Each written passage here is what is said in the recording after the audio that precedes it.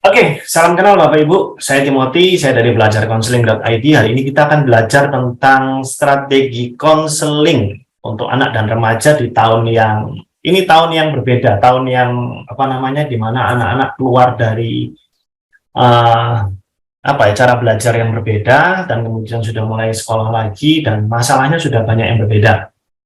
Saya ingin share di sini. Semoga ini bisa membantu teman-teman, Bapak Ibu, orang tua, guru, atau siapapun yang peduli sama anak, keluarga, sama remaja. Bahkan teknik ini bisa dipakai untuk orang dewasa. By the way, nanti kalau ada pertanyaan, karena waktunya saya nggak panjang-panjang, mungkin bisa di chat ya.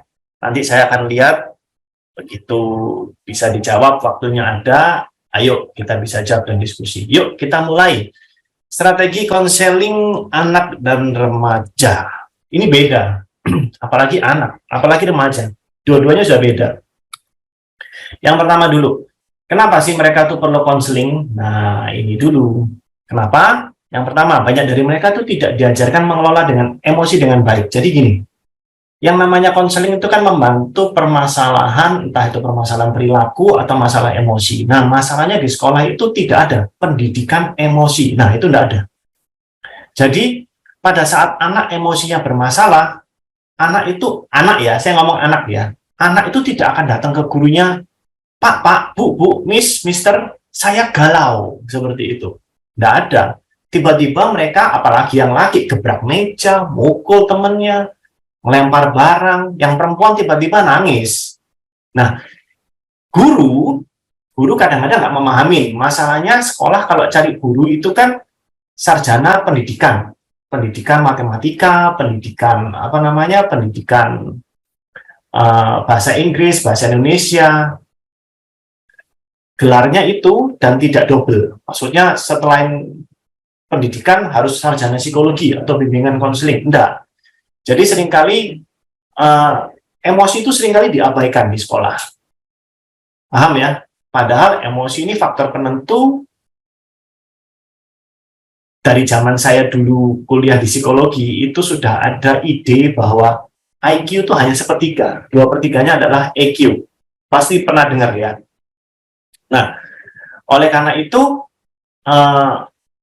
karena emosi ini penting, mungkin nggak kelihatan mengganggu. Pada anak-anak, diem, jangan nangis, jangan nakal, ataupun ikutin aturan, nanti kamu mister hukum deh. Itu biasanya akan diredam sama anak. Kemudian bisa meledak, nggak bisa. Nah, masalah ledakan emosi itu nanti kita pelajari di tempat, di waktu yang lain ya. Nah, banyak dari mereka tidak diajarkan mengelola emosi dengan baik. Terus kemudian, masalah emosi sering mengganggu akademis. Jadi, kalau misalnya Anda guru punya murid, ya, wah ini nilainya bagus banget. Terus tiba-tiba jeblok nilainya dalam jangka waktu yang cukup lama dan konsisten jebloknya. Anda perlu curiga, ini pasti ada masalah di luar masalah akademis. Entah itu di rumah dia ada masalah dengan keluarganya, entah mungkin dia punya masalah, kalau remaja ya mungkin masalah percintaan. Masalah percintaan ini sekarang cukup mengerikan. Nanti kita bahas di bagian akhir. Nanti kita bahas. Terus kemudian masalah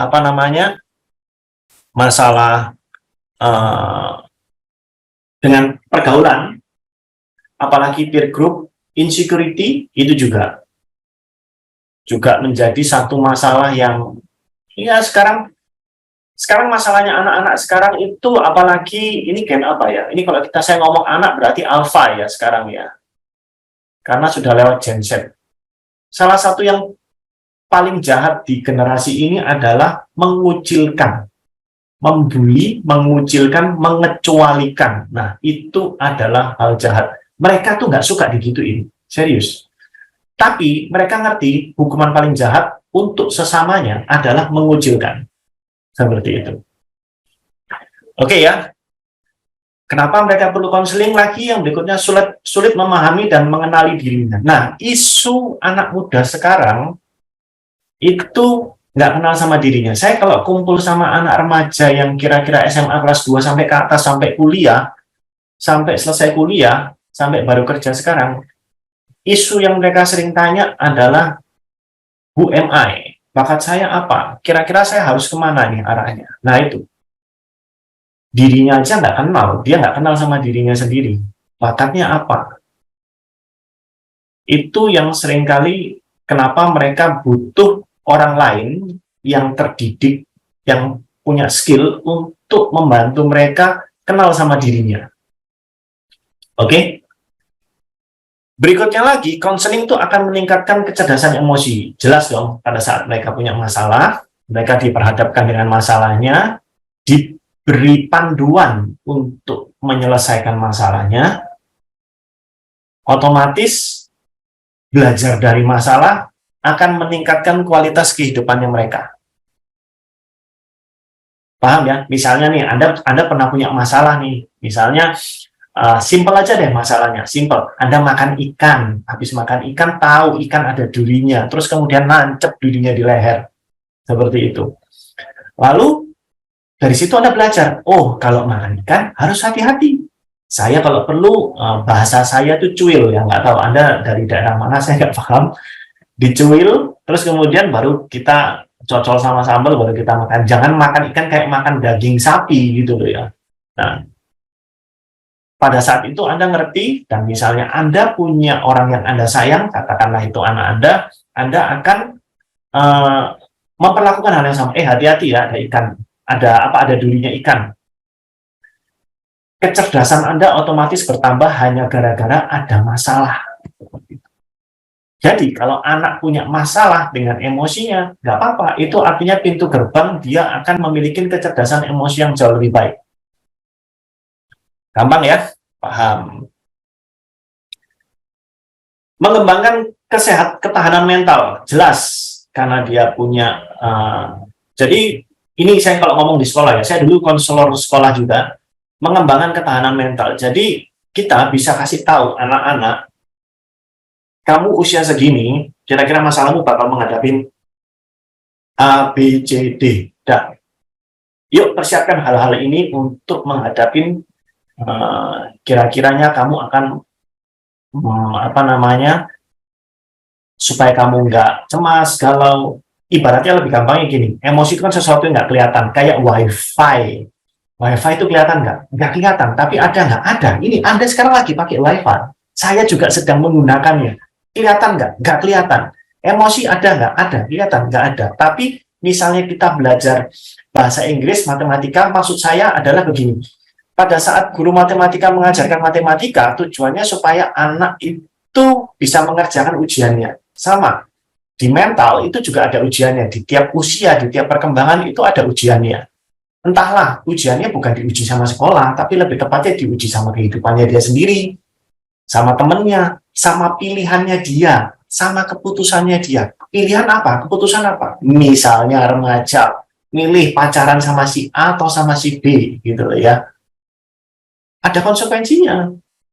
Kita perlu ajarkan itu. Waduh, sudah ada yang tanya. Maaf Pak, di sekolah karena waktu tentu handle siswa. Jika guru handle satu siswa yang galau, siswa yang lain apakah diabaikan? Oke, wah ini gini. Saya dulu pernah ngajar ini. Mungkin Anda, nggak pernah, mungkin baru bergabung. Kalau Anda pernah gabung dulu, jadi gini. Yang namanya konseling itu nggak mesti satu one by one, tapi bisa grup, bisa langsung seperti itu. Bahkan kadang-kadang Anda bisa membawa materi ini ke kelas gitu loh, atau Anda membawa isu materi yang terjadi sekarang ke dalam kelas, seperti itu. Jadi anak-anak tahu dulu, idenya seperti ini Bapak Ibu. Anda pernah dengar cerita jualan handphone, misalnya iPhone harganya berapa? 23-22 juta ya. Lalu Anda dapat SMS atau dapat WA, ada iPhone harga 3,5 juta. Di kepala Anda apa? Anda nafsu mau beli, atau di kepala Anda sudah ada ngomong ini penipuan? Di zaman sekarang, pasti kemungkinan sebagian besar Anda akan ngomong ini penipuan. Kenapa? Karena Anda sudah banyak ceritanya. Anda punya ketahanan emosi, Anda save your money, Anda save your time untuk ngeladenin orang seperti ini. Orang seperti ini sudah nggak usah diladenin, ya kan? Nah, ketahanan mental itu seperti itu. Jadi Anda bisa bawa isu cerita ke dalam kelas, Anda ceritakan, masalah anak sekarang seperti ini. Nah, masalahnya Anda harus update. Anda bisa simpulkan itu dari masalah-masalah yang terjadi di sekolah. Oke. Kenapa ya makin kesini anak-anak makin cepat kelihatan dewasa, cepat banget masuk di fase pubertas? Apakah ada dampak dari teknologi? Teknologi iya, makanannya juga iya. Seperti itu. Ya. Saya lanjut ya. Oke, saya lanjut. Nah, strategi konseling anak. Nah, saya kalau ngelas dari namanya konseling anak, biasanya kita sepakatin dulu ya, yang namanya teenager itu kalau ada teennya ya, 13 tahun. Nah, paling gampang gitu deh. Di bawah itu, saya menganggapnya masih anak-anak. Jadi kira-kira kelas 6 SD, kelas 1 SMP, saya akan mempertimbangkan orang tua perlu terlibat. Kenapa orang tua perlu terlibat? Jangan-jangan perilaku anak yang bermasalah atau emosi anak yang bermasalah ini ada dampak dari orang tua. Jadi orang tua harus ikut. Atau kalau perlu, nggak perlu anaknya sama sekali. Kemarin saya memberikan konseling, orang tuanya malah cuma orang tuanya yang datang. Saya kasih tips, ini anakmu begini, lalu kemudian lakukan ini, berubah, selesai. Bahkan anaknya, karena lingkungannya anak itu adalah orang tuanya. Lingkungan pada saat fase anak-anak, 80% kehidupannya itu bersama orang tua. Tapi nanti pada saat remaja mulai geser emosinya pada sama teman-temannya. Ini kita ngomong anak dulu. Orang tua perlu dan harus terlibat. Kalau orang tuanya nggak mau terlibat, ngasih anaknya saja gimana? Kalau saya nggak saya layani. Ya, kalau saya nggak saya layanin. Terus berikutnya, anak tidak mampu sepenuhnya memahami masalah emosinya dan melihat masalah secara utuh. Gunakan bahasa yang sederhana. Jadi, kita tahu nih, sebenarnya anak ini sedang mencari perhatian orang tuanya.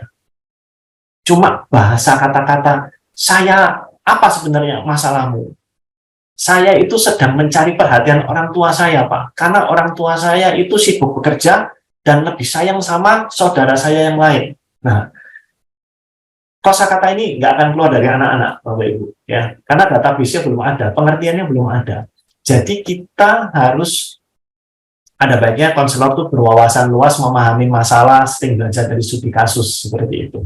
Nah, sehingga oleh karena itu aturan nomor 1, orang tua perlu terlibat, itu satu keharusan. Jadi kalau saya terima klien anak, saya ngomong, kalau anaknya terlalu kecil, kadang-kadang itu kan mengganggu proses konseling. Anaknya lari-lari, pernah tuh, kemarin saya terima klien, anaknya terlalu aktif, sehingga di ruangan konseling, lari-lari, lompat-lompat, jadi proses konseling terganggu. Kalau misalnya tahu seperti itu, sebaiknya anaknya boleh ditinggal, tapi masalahnya udah jelas dulu. Masalah jelas tuh gini ya, ini saya berbicara kalau misalnya Anda konselor yang independen gitu ya, bukan school counselor, tapi konselor yang memang dicari oleh klien. Saya biasanya minta sama admin saya untuk menanyakan garis besar masalahnya apa, cerita dulu dong. Jadi kita sudah tahu gambarannya, oke, ini orang tuanya aja deh, seperti itu. Ya. Nah, terus kemudian hasil observasi orang tua dan menjelaskan personality. Seringkali orang tua itu juga nggak kenal sama anaknya. Jadi seringkali saya memberikan hasil observasi, maksudnya saya memberikan lembar observasi dan menjelaskan personality-nya. Pak, anak saya kok sukanya marah-marah. Nggak sulit dan sulit diatur. Kalau Anda yang pernah belajar personality, Anda tentu kan ngomong, ayo Bapak Ibu, itu apa? Kolerik. Memang kolerik seperti itu. Anda coba ngatur sama dengan Anda ngajak ribut anaknya. Jadi gimana? Kasih tantangan. Ya udah, pokoknya Mama sama Papa nggak mau tahu ya. Kamu cara belajarnya gimana? Kamu ngaturnya gimana? Pokoknya nanti tes matematika berikutnya di atas nilai KKM ya. Beres, dikasih target, selesai. Atur sendiri anaknya. Win-win. Anaknya happy, nggak diatur, dia cuma dikasih target, dan memang dia punya need untuk ngejar target. Itu contohnya menjelaskan personality. Gitu. Hal yang baik buat anak, misalnya Anda nggak punya strategi konseling ini, Pak, saya nggak punya waktu untuk pergi ke konselor, saya nggak punya waktu untuk apa namanya eh, mendengarkan penjelasan konselor karena alasan misalnya macam-macam, alasan waktu, alasan ketersediaan konselor di daerah Anda, di kota Anda bisa pakai teknik ini, mewarnai.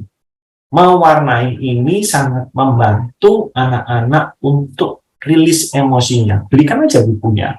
Di toko buku banyak buku mewarnai, tapi jangan yang gini ya. Kalau yang buat anak-anak, bidang mewarnainya lebih besar. Saya nggak bisa kasih contohnya ya. Bidang mewarnainya lebih besar, kasih pensil warna, setiap hari suruh mewarnai. Nggak setiap hari juga, seminggu berapa kali. Warna itu akan menjadi bahasa emosinya dan mengeluarkan apa ya, unek-unek dalam bentuk tekanan pensil. Jadi misalnya ini pensil, caranya dia neken, dia mengarsir, terus habis itu dia juga akan belajar tahu batas. Oh, saya mau mewarnai ini dengan warna merah hanya sebatas ini saja. Yang ini warnanya apa? Kalau anak sudah mewarna, jangan dinilai. Bilang aja bagus. Bagus ya, rapi ya, walaupun warnanya acak-acakan, karena warna itu bisa berbicara dari dalam hatinya mereka, saya sedang merasakan ini. Ya, oke. Berikutnya, nah ini yang saya mau cerita. Bercerita dengan menggunakan metafora, misalnya warna. Contoh gini, saya pernah punya klien, waktu itu saya dipanggil sama school manager, jadi saya dipanggil tim. Ini ada anak nih, waktu itu kelas 4, kelas 5 SD ceritanya. Dia ini sering banget ke UKS. UKS itu unit kesehatan sekolah ya. Kayak gitu.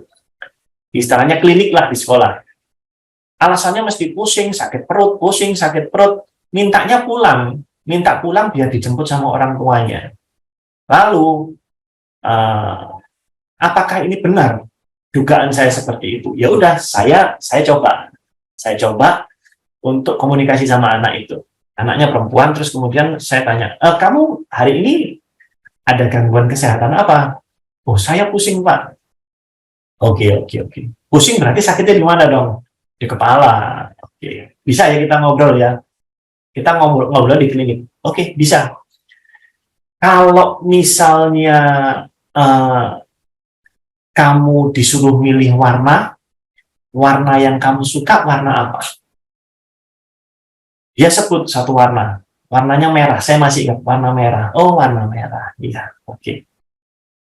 Oke. Sekarang kamu bisa ngerasain sakit kepalamu nggak? Saya harus cek dulu warna yang dia suka apa. Terus kemudian begitu saya cek, kamu pusing sakitnya di kepala, bisa dikasih warna nggak? Bisa ya? Bisa. Oke. Warnanya warna apa? Dia sebut tuh warna merah.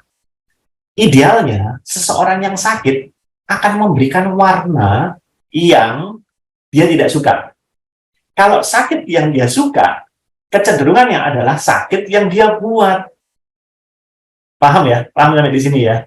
Ini salah satu skill counseling sih. Nanti kalau mau belajar lebih dalam, bisa belajar di belajarcounseling.id. Itu salah satu kecenderungan yang dia buat. Jadi sakitnya ini sakit yang dia mau. Kenapa? Karena pada saat sakit seperti ini, dia akan ketemu sama orang tuanya. Seperti itu. Dia akan ketemu sama orang tuanya dan apa namanya? Dan orang tuanya akan memberikan perhatian karena dia sakit. Orang tuanya jadi nggak kerja, pulang kantor, nemenin dia, jemput dia sekolah. Biasanya dia nggak dijemput sama orang tua, sama supirnya. Gitu. Paham ya? Nah, wait, ini ada pertanyaan nih. Apa nih pertanyaannya? Sebentar, saya ke sini sebentar. Aduh. Kenapa? By the way, kalau pertanyaannya terlalu personal, saya nggak jawab ya. Pertanyaan tentang materi aja deh ya. Nantinya Anda jadinya konsultasinya jadi online, semua jadi tahu. Bagaimana caranya koordinasi dengan guru BK untuk mengetahui kondisi mental anak sebagai guru mapel. Karena lumayan susah dalam aplikasinya memahami sikon mental anak. Mental ini apa ya? Kondisi happy, tidak happy, atau Anda mau tahu personalitinya? Nah, itu dia. Ini, jadi gini, Anda harus maklum ya, guru BK itu cuma satu atau dua di tiap jenjang. Jadi tiap jenjang itu misalnya SMP, paling bagus itu gini, bukan paling bagus, yang terbaik yang saya tahu, misalnya kelas 1 SMP, ada 5 kelas, itu satu konselor. Jadi katakanlah misalnya 5 kelas, satu kelasnya itu ada 25 orang, mungkin 125 akan dihandle sama satu konselor. Dan itu capek loh sebenarnya. Ya, jadi Anda misalnya mau mengetahui kondisi mental anak itu, silakan koordinasi bagaimana cara terbaiknya. Mungkin sebelum kelas mulai bisa senam happy-happy dulu lah.